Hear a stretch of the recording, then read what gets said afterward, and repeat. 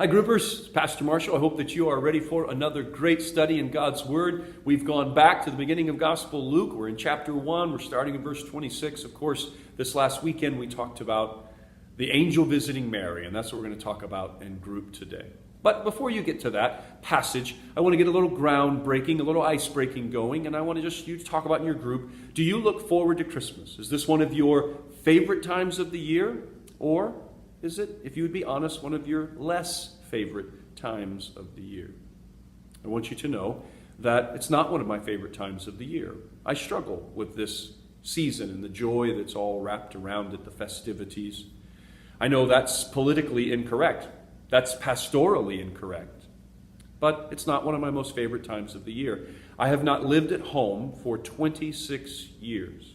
So for me, spending Christmas with family means travel and busyness, and it really means that I'm an outsider. I'm visiting. It's not home to me. It's not relaxing to me. I can't just unwind. In addition to that, I'm a pastor, and there are a lot of expectations at Christmas. My family's coming and really wants you to wow them with Jesus. My kids are coming and they don't go to church anymore, and I want you to fix them. And then, of course, I'm going to be seeing a lot of people that I just see a couple of times a year, and everybody wants me to impress them. It's the same story. If it didn't impress them the first time, it might not impress them this time. It's a challenge for me. Well, after you've broken the ice, then I'd like you to talk about this next.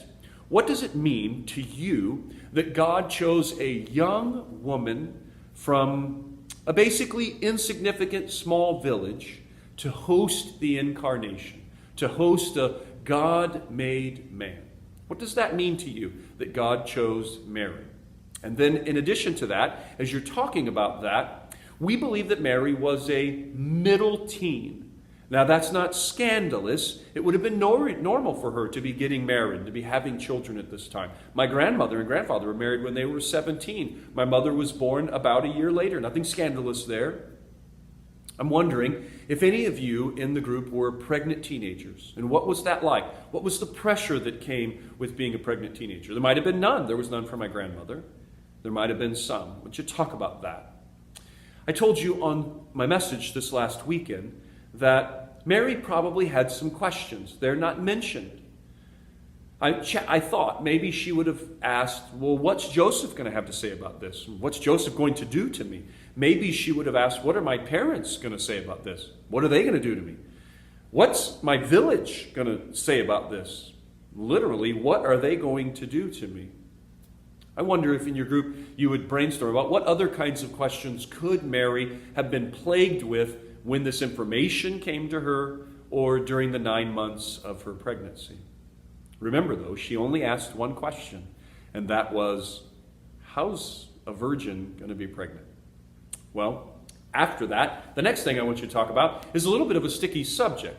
God giving people signs. Sometimes people refer to them as fleeces. When they refer to them as fleeces, they're referring to a story in the Old Testament about a judge named Gideon. It's in Judges chapter 6, starting in verse 36. So leaders, I'll let you decide if you want to go chase that rabbit or not. But God gives Mary a sign. He tells Mary, your family member Elizabeth, who is very old, and her husband Zachariah is very old, they're not in the baby-making business anymore. Everyone knows that. In fact, Elizabeth is barren, which means that her womb is dried up. She's past her childbearing years, but she's pregnant. So God gives Mary a sign.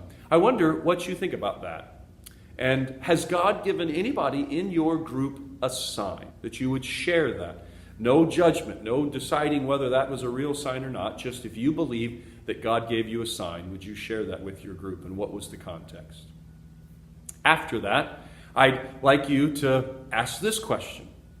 Do you believe that God chose Mary, or do you believe that God is asking Mary?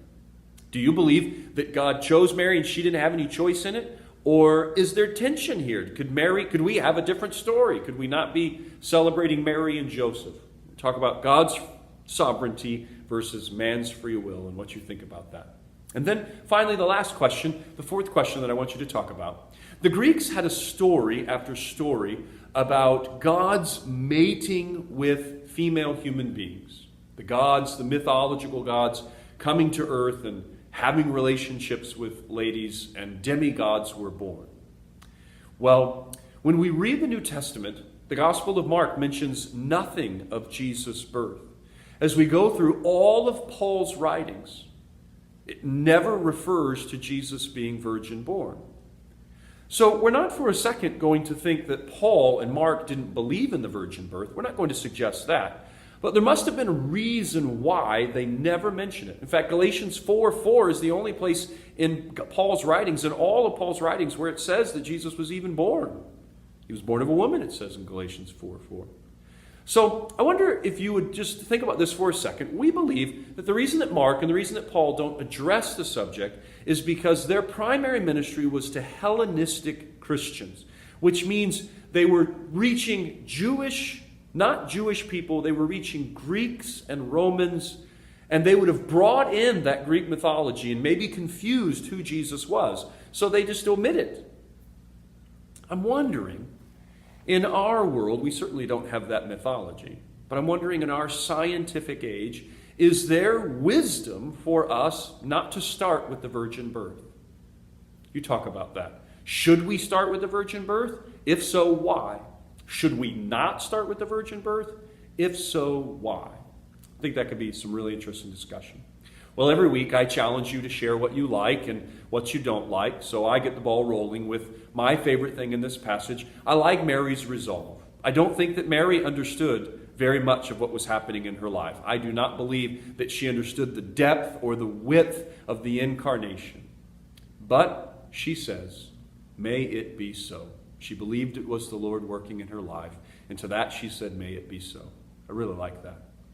What I don't like the tension that is underlying Mary's story, that's underlying her words. She has been given a significant task by God, and that task has got to come with trouble. What did Joseph say to her? What did her parents say to her? What happened to her in her village?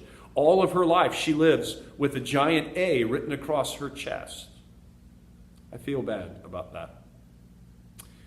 Last, remind you of the application from this last weekend. In my message, I'm challenging all of us to change our default switch. I think that our human nature says, God, your will be changed to mine. Adam and Eve, great example of that, and all of us as well. Mary says, may it be, or God, your will be done. And so I'm challenging you this week to think about the things in your life where you're trying to get God to change his will to make your life the way that you want it.